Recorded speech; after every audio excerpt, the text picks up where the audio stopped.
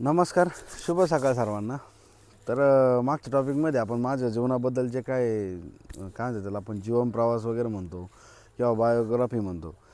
तर या गोष्टी आपण बघितल्या त्या. तर एका टॉपिकमध्ये तेवढा काय पूर्ण पार्ट बसणार नव्हता, त्याच्यामुळे आजचा टॉपिक आपला त्याच विषयावर राहील. तर जे काय नवीन सबस्क्रायबर आलेले आहेत त्यांनी बेल आयकॉनवरती क्लिक करा, जेणेकरून तुम्हाला रोजच्या व्हिडिओचे नोटिफिकेशन पडत जातील. आणि व्हिडिओ आवडल्यास नक्की शेअर करत चला.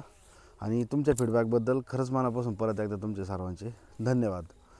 तर विषय आपला त्या दिवशी इथपर्यंत येऊन थांबलेला होता की बाबा जॉब सोडला, मी मुलगी झाली त्यानंतर जॉब सोडला. शेवटी कदाचित मीही त्या गोष्टीला आजही मानतो की माझ्या मुलीचाच पायगुण की मी त्या दिवशी जॉब सोडला आणि कुठंतरी एक आयुष्याला एक एक वेगळ्या प्रकारचं वळणच मिळालं. काय झालं ना, त्यानंतर थोडासा विचार केला मी, नाही का, की आपण कुठेतरी गावाकडं राहून आपल्याकडं शेती आहे, आपण थोडासा व्यवसाय सुरुवात करू. मग आता व्यवसाय करायचा तर कोणता करायचा? कमी शेती म्हटल्यावर शेती जे काय शेती पिकं घेण्यायोग्य मला काय वाटलं नाही.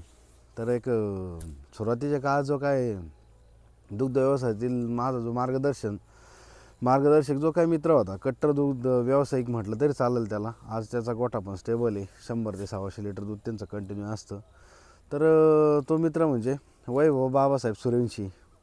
एका वर्गात असल्या कारणाने त्याचं मला भरपूर सहकार्य भेटलं सुरुवातीच्या काळात. का तिने आपण ज्याला म्हणतो की बोटाला धरून जे काही शिकवलं जातं आहे लहान मुलांना, जसं काय आपले घरचे शिकवतात किंवा शाळेत गेल्यावर शिक्षक ज्यावेळेस शिकवत आहे एक एक एक एक पूर्ण अक्षर सुट्टं करून जे काही तुम्हाला शिकवलं जातं ना, तर दुग्ध व्यवसायाचा माझ्या मूळ पायाची सुरुवात वैभव सूर्यवंशीपासून झाली. धन्यवाद मित्र तुला. आजही तू म्हणजे त्या गोष्टीचा मला अभिमान वाटतो की मला एक त्या काळात एक ती पहिली यशाची जी काही पहिली पायरी ती चढण्यास तुम्हाला जो हातभार लावला आहे तो आजही माझ्यासाठी खूप महत्त्वाचा आहे. आणि त्यातूनच मी बऱ्याचशा गोष्टी शिकत चालून आज जी बोलण्याची जे काय तुम्हाला बोलण्याची इच्छा झाली किंवा तुझ्याबद्दल आज 4 लोकांना कळणं म्हणजे एक माझ्यासाठी अभिमानाची गोष्ट राहील. तरी खरंच वैभव सूर्यवंशी तुला धन्यवाद. तर आपण पुढच्या विषयाकडे वळू. झालं काय की बाबा ठीक आहे बाबा, जब मुलगी झाली, मग जॉब सोडला आहे, मग गावाकडे आपल्याला दुग्ध व्यवसाय करायचा आहे. मग क्षेत्र कमी असल्या कारणाने दुग्ध व्यवसायाचा मी निर्णय घेतला की पीक पद्धती आपण त्या नाही घेऊ शकत, तर मग दुग्ध व्यवसाय घेऊ. तर दुग्ध व्यवसायाचा मग सुरुवात करणं म्हणजे काय की बाबा तुमचा अगोदर सुरुवातीचा टप्पा तुमच्याकडे चारा व्यवस्थापन पाहिजे. भांडवल असेल, आर्थिक सबळ असेल, तुम्ही गाया आजही जाऊन मार्केटला खरेदी करू शकता किंवा कुठे सहजरित्या तुम्हाला पशुधन जे आहे का ते उपलब्ध होईल. पण चारा व्यवस्थापन हा जो असा विषय आहे तो आपण एखाद्या पुढल्या कंटेंटमध्ये आपण सविस्तर व्यवसायाशी निगडीत तो बघणारच आहे. मग चारा व्यवस्थापन जो असा विषय आहे का तुमचा ऑलरेडी तुमचं पाहिजे तर तुम्ही ते दुग्ध व्यवसायाचं नियोजन परफेक्टपणे करू शकता. तर मग चारा व्यवस्थापनाचा घरी विषय घेतला. त्यानंतर जॉब सोडण्याचा क्लिअर झाल्याच्यानंतर घरच्यांना विचारलं. तर घरच्यांचा पाहुण्यारावळ्यांचा थोडासा नकार होता, नाही का. आता शेवटी कोणत्याही घरच्यांना वाटणारच आहे का जॉब सोडून तुम्ही शेतीकडे येत आहे किंवा जॉब सोडून एखाद्या उद्योगाकडे येत आहे, मग तो उद्योग यशस्वीरित्या तुम्हाला जमल नाही जमल त्यातला अनुभव शून्य असल्या कारणानं घरच्यांचा माझ्याकडे बघण्याचा दृष्टिकोन किंवा समाजाचा माझ्याकडे बघण्याचा दृष्टिकोन किंवा जे काही पाहुणेरावळे असतील त्यांचा माझ्याकडे बघण्याचा दृष्टिकोन थोडासा वेगळा होता. की बाबा काय वेडेपणा आहे, नाही का, जॉब सोडून तू इतक्या शिकला, मग जॉबला गेला आहे, मग तिथंच कुठंतरी थांब, मग इकडं गावाकडं काही नाही बुवा ठेवलेलं. असं एक सरळ एक मानसिकता झालेली होती. त्या मानसिकतेच्या जोरावर त्यांचं बोलणं मलाही पटत होतं. त्यांचं म्हणणं की बाबा त्यांचं म्हणणं ते त्यांच्या दृष्टिकोनातून मांडत आहे ते पण योग्य आहे. पण 4 ते 5 वर्ष मी जॉबमध्ये घातलेले होते. 4-5 वर्ष माझे MIDC एरियात गेलेले. तिथला अनुभव माझ्या पाठीशी होता आणि तिथं आपण करिअरमध्ये जास्त काही उड्या मारू शकत नाही मला कळाल्याच्यानंतर एक मनात ती एक काय म्हणतात त्याला प्रेरणा होती की आपण गावाकडे जाऊन काहीतरी स्वतःचं अस्तित्व निर्माण करायचं आणि आपण स्वतःचं काहीतरी करिअर घडवायचा हा मेन हेतू माझा पहिल्यापासून होता. तर झालं असं की मला तो एक प्लॅटफॉर्म भेटला, टर्निंग पॉईंट भेटला मुलगी झाल्याच्यानंतर. मग सुरुवातीला मी गाया घेण्याचा विचार केला. मग आर्थिक थोडंसं भांडवलाची कमतरता असल्यामुळे माझे काका आहेत संभाजीनगरचे, छत्रपती संभाजीनगरचे काका आहेत. तर दत्ताच होते म्हणून. तर त्या काकांनी मला म्हणजे ते काका एक एक दुसरी पायरी म्हणायची माझी त्या व्यवसायाची. का का सुरुवातच त्या काकापासून माझी दुसरी ह्याच्या गोष्टी दुग्ध व्यवसायाची सुरुवात झाली. जी काय पहिली गाय होती त्या पहिल्या गाईला काकांनी माझं सहकार्य केलं की बाबा तू करतोय चांगली गोष्ट आहे, कर, याच्यातून वाढत वाढत जा, ठीक आहे भाऊ, होईल सगळ्या गोष्टी हळूहळू. काकांचा मला सपोर्ट होता त्यावेळेस, घरच्यांचाही देखील सपोर्ट होता. जमिनीत आम्ही जे काही चारा व्यवस्थापनाचं होतं त्यावेळेस घरच्यांचा खूप हातभार लागला मला. ठीक आहे भाऊ, सोडला आहे जॉब तर मग करतोय तर कर, ठीक आहे बघ. तर मग असं करत करत करत एक एक एक गाय घेतली. त्याच्यानंतर तिचं दूध चालू झालं. मग दूध चालू झाल्याच्या नंतर जे काय आसपासचे डेअरीवाले लोक होते पहिले, त्यावेळेस इथं गावाकडची संकल्पना मला माहीत नव्हतं की 1000 रुपये प्रति लिटरनुसार तुम्हाला ॲडव्हान्स वाटप होतं व डेअरीवाल्यांकडनं. जर का नाही व्यवसाय वाढवायचा असेल किंवा गाय तुम्हाला अजून खरेदी करायची असेल तर हे मला ती आल्यावर कळलं. मग थोडीशी आणखीन एक संकल्पना अंमलात आणली की बाबा आपण जसं दूध वाढवणार तसं आपल्याला ॲडव्हान्स भेटत चालणार आहे आणि त्या जीवावर आपण व्यवसाय वाढवू शकतो. मग तिथंच न थांबता मग दूध वाढवत गेलो, गाय वाढवत गेलो. असं करता करता करता एक 8 ते 9 गाय माझ्याकडं झाल्या. मग 8-9 गाय झाल्याच्या नंतर 100, 125 लिटर, 130 लिटर, 125 लिटर, 110 लिटर, 105 लिटरपर्यंतचा माझा काटा सुरुवातीला गेला. आणि कुठंतरी एक मी त्या भावनेच्या भरात एक दुग्ध व्यवसाय वाढवायला गेलो, पण तिथला एक ड्रॉबॅक असा झाला की जनावरांची सुखसुविधा मी काही बघितली नाही. ॲज इट इज फक्त खुट्यावर बांधणं वगैरे नाही का, गोठा वगैरे त्यावेळेस माझा नव्हता. मग त्याच्यात अटकलो कुठं परत एकदा की बाबा जे काही जनावरांचं आजारपण असतं, आजारपणात मी गुंतलो बराचसा. मग त्यावेळेस मला ड्रॉबॅक त्या व्यवसायाची दिसायला लागले नाही का, का कुठंतरी याचं नफ्याची बाजू मी बघितली. दूध चालतं आहे, पैसा येतो आहे, मी डेअरीवाल्यांची उचल कपात करून देतो आहे, हे होतं आहे ते होतं आहे. कुट्टी मशीन वगैरे हळूहळू सुरुवातीला घेतली. पण ज्यावेळेस आजारपण आलं ना त्यावेळेस मी थोडंसं हँग होऊन गेलो. काय व्हायचं, कोणत्याही गाईला गोचिड ताप व्हायचा, कुठं मस्टटीज व्हायची, कुठं गायच फुगणे वगैरे, अशा बऱ्याचशा अडीअडचणी ज्या असायच्या या दुग्ध व्यवसायातल्या, तर त्या मला त्या सामोरी जावं लागल्या. आता सुरुवातीला अनुभव कमी होता, पण तरी वैभवचं मला भरपूर सहकार्य राहायचं किंवा नियोजन राहायचं त्याचं पूर्वनियोजन की बाबा असं नाही असं कर, म्हणजे जेणेकरून तुला हे प्रॉब्लेम सॉल्व्ह होतील. तर त्या काळात जरा मार्गदर्शक माझे लाभले असतील तर हाडोळे डॉक्टर आहे आपल्या गावातले, आमच्या गावातील प्रसिद्ध डॉक्टर आहे, वेटरनरी डॉक्टर, हाडोळे डॉक्टर म्हणून. तर त्यांचं वेळोवेळी मला भरपूर मार्गदर्शन लाभलं दुग्ध व्यवसायात की बाबा असं नाही असं, तू शिकलेला आहे, तुला अवघड नाही काही, ह्या गोष्टी तुला लगेच कळायला पाहिजे. दुखणं आलं तर पहिल्या स्टेजमध्ये ह्या गोष्टी कळायला पाहिजे. शिक्षणाचा फायदा झाला नाही असं नाही, झाला तो कुठंतरी फायदा होतोच, त्याचा वाया जात नाही. मग थोडेफार लक्षणं दिसले की मी लगेच डॉक्टरांना फोन करणार, गोठ्यावर व्हिजिट राहणार त्यांची माझ्या. मग असं करत करत करत स्टेप बाय स्टेप करत मी ह्या गोष्टींचं आकलन मला होत गेलं आणि दुग्ध व्यवसाय थोडासा स्टेबल झाला माझा, आजारपण कमी झालं. त्यानंतर मग हळूहळू करता करता मग मी गोठ्याचा निर्णय घेतला. मग कुठंतरी कन्सेप्ट होती का मुक्त गोठा बांधला म्हणजे तुमच्या गायांचं दूध हा याच्यात प्लस होणार आहे, कुठंतरी एक नैसर्गिक वातावरण त्या गुरांना भेटतं तुमच्या, म्हणून मुक्त गोठा गरजेचा आहे. आणि खरंच तो गरजेचा आहे. तो ज्यावेळेस उभारणी केली मी मुक्त गोठ्याची, त्याच्यानंतर मला बरंचसं आजारपण शून्य झालं म्हटलं तरी चालेल. जे काय फक्त गाभण राहण्याकरता किंवा जे काय गाय भरण्याकरता डॉक्टर आहे ना फक्त आपल्या गोठ्यावरती व्हिजिटला येत असतो, तर बाकी आजारपण म्हणजे शून्य झाल्यासारखं आहे. आणि काय होतं माहिती आहे का, शेवटी पुस्तकी ज्ञानापेक्षा तुम्ही त्या मैदानात उतरल्यानंतर जो काय येणारा अनुभव आहे तो लाख मोलाचा आहे. त्याची बराबरी कोणीच करू शकत नाही, का तुम्ही त्यातून स्वतः गेलेले असते. काय होतं, आता बरेचसे यूट्यूबर लोक आहेत, ठीक आहे, पुस्तक वाचताय, रेफर करताय, स्टडी करताय, अभ्यास करताय, 2 गोष्टी तुम्हाला व्यवसायाबद्दल सांगून टाकतात एखाद 2 व्हिडिओमध्ये. पण त्याचे ड्रॉबॅक काय, त्याचे नफे सांगितले जाते पण तोटे नाही सांगितले जात. तोटे केव्हा सांगणार आहे माणूस, ज्यावेळेस तो स्वतः त्या व्यवसायात घुसलेला आहे किंवा त्याच्याशी निगडीत आहे, त्याला तर त्याच्या संबंधितच तो व्यवसाय, त्यावेळेस त्याला त्या गोष्टीचं पुरेपूर नॉलेज असणार. त्याच वेळेस तो त्याचे नफेही सांगणार आणि तोटेही सांगणार, म्हणजे दोन्ही बाजू मांडण्यास त्याचा प्रयत्न असेल. तर मग काय झालं, ते ह्या गोष्टीतून असं करता करता करता करता गायाच्या याच्यातून मी वाचलो, बरंचसं अनुभव आल्याच्या नंतर आजारपण शून्य झालं माझं. मग नफ्याकडे मी वळलो. आणि त्यानंतर कोरोनाचा काळ झाला.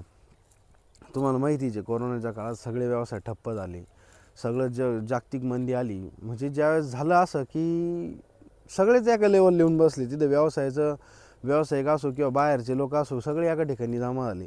म्हणजे सांगण्याचा उद्देश काय, का त्या काळात एक कुठंतरी आजारपणातून सावरलो होतो, 2-1 वर्षाचा अनुभव घेतला होता, त्यातून थोडंसं बाहेर आलतो.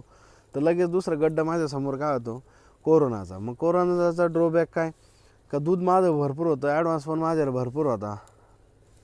तर तो ॲडव्हान्स नील करण्यासाठी माझी कपात चालू असायची. आणि त्या काळात 22 आणि 23 आणि 24 रुपये लिटर प्रमाणात दूध मला डेअरीला द्यावं लागलं.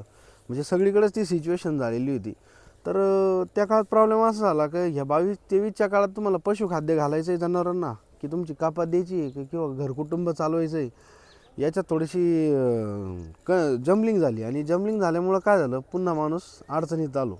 म्हणजे काय तर सगळीकडं जी परिस्थिती झालेली होती आजूबाजूची, या कोरोनाच्या काळात मी परत त्या गड्ड्यात एका गड्ड्यातून निघलो, दुसऱ्या गड्ड्यात कोरोनाच्या गड्ड्यात पडलो. पडल्याच्यानंतर परत अडचणीत आलो आणि थोडंफार कोरोनातून सावरलं. समजा कोरोना गेला आहे, दूध चालू झालं आहे पूर्वरत, सगळी परिस्थिती पूर्वरत चालू झाली. मग चालू झाल्याच्यानंतर परत आता आम्ही नदीकाठी, गोदावरी नदीच्या काठाच्या जवळच आमचं एक 1200 फुटावरती जमीन आहे. तर ती जमीन असल्या कारणाने 1-2-3 वर्ष मिळून जो काही पूर येतो आहे, समजा नदीला जो काही थोड्याफार प्रमाणात पूर येतो, तर त्या पुराचं पाणी आमच्या शेतात आलं. मग शेतात आल्याच्यानंतर पूर्ण चारा व्यवस्थापन परत कोलमडून पडलं. मग कोलमडून पडल्याच्यानंतर मग चारा विकत घेणं, मग कुठंतरी दुसऱ्याच्या शेतातून चारा आणणं किंवा गवत आणणं, मग ह्या गोष्टी कराव्या लागल्या. मग आता शेवटी जनावरं दावणीला बांधलेली, कुठंतरी तुम्हाला त्यातला अनुभव आला आहे. मग ती लगेच व्यवसायात थोडंसं अपयश आलं म्हणून लगेच सोडून पडणं, हे मला काय त्यावेळेस जमलं नाही. मी त्यातच तग धरून राहिलो. काय होतं आहे माहिती आहे का, तरुण मुलांचं किंवा आताचे जे काय व्यावसायिक आहे त्यांचं लगेच इथंच खच्चीकरण होत चालतं. 2 गाया घेणार, ज्याचं सबळ आहे कोणाचं तरी एखादं उदाहरण घेणार, त्यांचं बघून स्वतः सुरुवात करणार, त्या व्यवसायात उतरणार. पण होतं काय ॲक्च्युअलमध्ये दिसतं तसं नसतं. त्याच्यामागं जो काय संघर्ष आहे, तो संघर्ष तुम्हाला जाणून घ्या एकदा. म्हणजे तुमची जर ती करण्याची कुवत आहे तरच तुम्ही त्या व्यवसायात उतरा. होतं काय दिसतंय, 100 लिटर दूध चालू आहे, 100 लगेच तुम्ही हिशोब लावल्यावर तो 30 रुपये लिटर जरी म्हणलं तरी तुम्हाला 3000 रुपये रोज पडणार आहे. 3000 रुपये रोजामध्ये 1000 रुपये तुमचं पशुखाद्य जाऊ द्या, 500 रुपये जरी मेंटेनन्स गेला, 1500 जरी गेले तरी तुम्हाला 1500 रुपये रोज असं सुटणार आहे. आणि लगेच तुम्ही हिशोब लावला जातो का लगेच तुम्हाला 30-35 हजार रुपये महिना प्रॉफिटच राहणार आहे. हा सरळ नवीन माणसाचा ठोकटाळा असतो व्यवसायात उतरण्याच्या अगोदर. पण त्यामागचे सगळ्या गोष्टी, सगळे दिवस 365 दिवस तुमचे नसतात. कुठंतरी अडचणी, खड्डे, ह्या खाचखळग्यांनी भरलेले जे काही समस्या आहे, ह्या तुम्हाला पार करत जावंच लागणार आहे. त्यावेळेस तुम्हाला ह्या गोष्टी कळणार आहे. आणि हे फक्त पुस्तकी ज्ञान असून चालत नाही, त्या वेळेस तुमच्यासोबत मदतीला अनुभव हा गरजेचा असतोच. आणि मग कोरोना काळ झाला. कोरोना काळ झाल्याच्यानंतर चारा व्यवस्थापन माझं कोलमडून पडलं. मग चारा व्यवस्थापन कोलमडून पडल्याच्यानंतर दावणीला बांधलेल्या गायी, आपण जे काय भारतीय संस्कृतीत गायींना लक्ष्मीच मानलं जातं, गोठ्यातल्या गाईला लक्ष्मीच मानलं जातं. तर त्यांना उपाशी राहू देणं शक्य नव्हतं. आज ठीक आहे बा, आज 2 पैसे कमी मिळाल मला, दुधाचा व्यवसाय थोडासा हे इकडं तिकडं होईल, पण आज उपाशी त्यांना आपण ठेवू शकत नाही. मग इकडून तिकडून कुठंतरी मका विकत घ्यायची, मग ती आणायची. तर त्या मका मागचा जो काय संघर्ष आहे या व्यवसायामधला, तो मी एखाद्या पुढल्या टॉपिकमध्ये सविस्तर सांगेल, म्हणजे जेणेकरून तुम्हाला, म्हणजे नवीन पिढीला जे काही करून सगळ्यांना ते गोष्टी डीपमध्ये कळतील. मग चारा व्यवस्थापन झालं, त्यावेळेस इकून तिकून चारा आणून मी जनावरं जगवलेत, गाई वगैरे जगवल्या व्यवस्थित पद्धतीनं. आणि मग त्याच्यानंतर कुठंतरी खंत वाटायला लागली, काय का आजूबाजूला कुठं मार्केटला गेल्याच्यानंतर 60 रुपये लिटर तुम्हाला गाईचं दूध भेटतं आहे. आपलं दूध गावात जातं आहे 27-28-30 रुपये लिटरनी. मग MIDC 4-5 वर्ष काढलेलं असल्यामुळं मला एक मनात खंत होती ती, का आपण एक काहीतरी स्वतःच अजून त्यात एक प्लस एक गोष्ट असं करू की स्वतःचं दूध आपण इंडस्ट्रियल एरियात देऊ किंवा एखाद्या शहराच्या ठिकाणी देऊ. मग आता तुम्हाला मी अगोदरच्या एका व्हिडिओमध्ये सांगितलंच होतं की बबन पिक्चर पाहिल्याच्यानंतर मला ती एक आयडिया आली ती, का बाबा आपण आपलं जे काही घरच्या वैयक्तिक गोठ्यातलं आपण दूध तिथं देऊ, नंतर सुरुवात तर करू आपण एकदा. मग असं करता मी सुरुवात केली. मग जे काय आजूबाजूचे मित्र परिवार होता माझा, त्यांच्याशी बोलणं झालं. मग सुरुवातीला माझ्यासोबत अशफाक होता, अशफाक शेख म्हणून माझा एक मित्र आहे, तो सुरुवातीला होता. त्याचं दूध, माझं दूध, आम्ही दोघांचे दूध मोटरसायकलवरती आम्ही MIDCला घेऊन जायला लागलो. तिथं नंतर डेअरीवाल्यांना थोडं एक त्यांच्या रिक्वायरमेंटनुसार त्यांना दूध द्यायला लागलो. ओरिजिनल दूध, जे की निर्वीळ, म्हणजे पाणी वगैरे थेंब नसायचं टाकलेलं, माझ्या गोठ्यातलं आणि अशफाकच्या गोठ्यातलं. तर ज्यावेळेस आम्ही त्यांना द्यायचो एखाद्या डेअरीवाल्याला, यांना 10, त्यांना 20, ठीक आहे भाऊ, लिंक बसली, एक 100 लिटरची लिंक बसली. कुठंतरी आम्ही 100 लिटर आमचं स्वतःचं सेल करायला लागलो तिथं. आणि रेट पण चांगला होता. ज्यावेळेस गावात 30 रुपये लिटर रेट होतं, त्यावेळेस तिथं आम्हाला 35-36 रुपये रेट भेटायचा. लिटर मग 5 ते 6 रुपये आम्हाला एक्स्ट्रा भेटायचे. या गोष्टीचं खूप समाधान होतं की बाबा आपण कुठंतरी चांगल्या ग्रोथनुसारच काम करतो आहे, तर आपल्याला तिथं दूध विकायला काही हरकत नाही. आणि मग असं करता तिथं ॲक्च्युअल कंडिशन अशी झाली की दिवाळीचा जो काय आसपासचा जो काळ असतो, पूर्ण सिटीतल्या जे काय शहरातल्या लोकांना गावाकडं जायचं असतं, मग त्यावेळेस आमची रिक्वायरमेंट अचानक तिथं कमी झाली. आणि कमी झाल्याच्या नंतर ही काय जी 100-200 लिटरची जी लिंक लागली होती ती विस्कळीत झाली अचानक, नाही का. मग एवढं दूध न्यायचं आहे तिथून परत वापस आणायचं, मग ते डेअरीला टाकायचं. आणि आम्ही तिकडं दूध देतोय म्हटलं इथल्या डेअरीवाल्यांनी थोडंसं आम्हाला वेगळ्या दृष्टिकोनातून बघायला चालू केलं. मग त्यावेळेस आम्ही तिथे हातविक्रीला दूध विकायला लागलो. मोठा देवी मंदिराजवळ मी MIDCत मोरे चौकाच्या पुढे आहे. आता बऱ्याच जणांना माहीत असेल तिकडल्या भागातील लोकांना. तर तिथं हातविक्रीला टेबल ठेवून मी दूध विकलेलं आहे अक्षरशः. तर त्यावेळेस त्या गोष्टीची कधीच मनात लाज नाही आली का बाबा आपण हे काय करतोय, काही नाही, व्यवसायाच्या झोकात आपण काय करायला आलो आहे. तर त्यावेळेस 2 पैसे तुम्हाला मिळायला लागले आणि त्या गोष्टीचा आनंद जो आहे ना, तर तो शब्दात नाही सांगता येणार. स्वतःच्या कर्तृत्वावर माणूस करता येईल त्याला कुठंतरी एक फळ भेटायला चालू होतं, तर त्याचा आनंद शब्दात सांगता येण्यासारखा कधीच नसतो. तर मग असं करत आम्ही तिथं दुधाची एक लिंक लावली. त्याच्यानंतर मग सुरुवात झाली आपल्या छोट्याशा व्यवसायाला, जे काय आता जे संकलनाचा जो व्यवसाय तो. तर मग 110-100 लिटर आम्ही मोठं बाईकवरती दूध घेऊन जायचो. जवळपास आश्वाकन मी आम्ही डबल शीट आणि 110-100 लिटर दूध आम्ही बाईकवरती घेऊन जायचो MIDCला.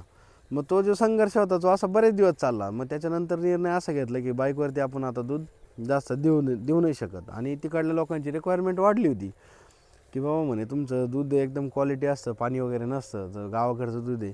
मग आम्ही शेतकरी ते ग्राहक एक कन्सेप्ट आणली. त्याच्यानंतर ते एक छोटेसे व्हिजिटिंग कार्ड प्रिंटिंग केली, शेतकरी ते ग्राहक.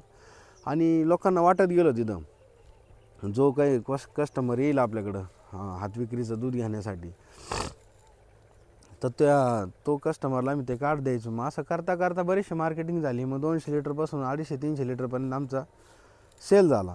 मग सेल झाल्याच्या नंतर आता 100 लिटर किंवा 200 लिटर दूध तेवढं मोटरसायकलवर नेणं शक्य नव्हतं. तर मग आपण तिथून काय केलं की मग त्याच्यानंतर एक महत्त्वाचा निर्णय आमच्या आयुष्यात घ्यावा लागला, जो की मी तुम्हाला पुढल्या टॉपिकमध्ये सांगेन. वेळेअभावी आपण आज इथंच थांबू. तरी सर्वांनी मनापासून जे काय सपोर्ट केला आहे असं सपोर्ट मला करत राहा. कुठंतरी जेवढं काय मनातला माझ्या तुम्हाला देता येईल, जेवढं काय तरुण पिढीला मला व्यक्त होता येईल तेवढं व्यक्त होतो आहे. आता काल फेसबुकवरती मी सोडला होता व्हिडिओ परवाचा, तर त्याला एक पॉझिटिव्ह सचिन सर असेल किंवा आपले साप्ते डॉक्टर साहेब असतील वरखेडचे, त्यांचा एक पॉझिटिव्ह रिप्लाय आला. मला खूप समाधान वाटलं. काय होतं माहिती आहे का, तुमच्या ज्या काय पॉझिटिव्ह रिप्लाय कमेंट आहे, तुमचा जो काय फीडबॅक आहे, तो माझी ना खूप मोठी प्रेरणा वाढवून देतो, नाही का. उच्च स्तरावर माणसाची ते प्रेरणा असते व्हिडिओ बनवण्यासाठी. आणि काय होतं आहे माहिती आहे का, आजही बरेचसे लोक गावातले निगेटिव्ह बोलत आहे माझ्याबद्दल. आज कुठून तरी कानावर येतं का काय भाऊ व्हिडिओ बनवायचं, याला नाही का गरज आहे, काय करतो आहे असं. तर मला काय ह्या निगेटिव्ह कमेंटचा मी काय विचार करतच नाही साप्ते डॉक्टरांच्या म्हणण्याप्रमाणे. तरी काय असतं ना, कुठंतरी माणसाला मोटिवेट करणारे जे काय तुमचा फीडबॅक आहे का ना, खूप मोठा असतो. त्याच्यामुळे तुमचा सपोर्ट मला असंच राहू द्या. व्हिडिओ शेवटपर्यंत बघत चला. मला त्यातून काय सांगायचं आहे माझ्या तोडक्या मोडक्या भाषेत हे तुम्हाला नक्कीच कळत असणार आहे. आणि काही कुठं चुकलं उकल्यास माफ करत चला. एखादा बोलण्याच्या ओघात एखादा शब्द जर चुकीचा आला तर तोही समजून घेत चला. आणि जे काय नवीन सबस्क्रायबर येणार आहे त्यांनी चॅनलला हे करा, काय बेल आयकॉनवरती क्लिक करा, म्हणजे नवनवीन व्हिडिओचे नोटिफिकेशन तुम्हाला पडत जातील. जे काही व्हिडिओ बघणार आहेत आपण ते आवडल्यास नक्की शेअर करत चला, कमेंट करत चला. तुमच्या कमेंट, तुमचा फीडबॅक माझ्यासाठी खूप मोठं पाठबळ ठरत असतं. परत एकदा सर्वांचे मनपूर्वक धन्यवाद. शुभ सकाळ सर्वांना. जय हिंद, जय महाराष्ट्र.